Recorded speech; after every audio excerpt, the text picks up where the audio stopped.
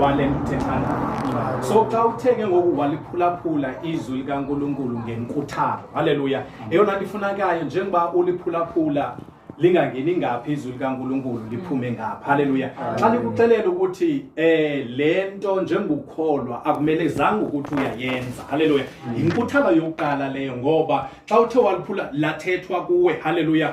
So uyayazi ukuthi umele ukuthi wenza ntoni, haleluya, ngexesha eli-right, ngoba uNkulunkulu esithi lithobele okanye limamele ngenkuthalo, haleluya, wenzela ukuthi nokuba xa uthe walithobela likusebenze wena wedwa, haleluya, so that noba ulithetha kwabanye abantu ubalise ukuthi uYesu Kristu uyasindisa, uyaxolela izono ebantwini, haleluya, but libe liqala lona liqalela kusebenza lahamba nawe, haleluya. So awusawenzi ngoku noba sokuxelela umuntu ngoYesu osindisayo ukuthi ndikhonze African gospel ndisindisiwe ndingumntwana enkosi, haleluya.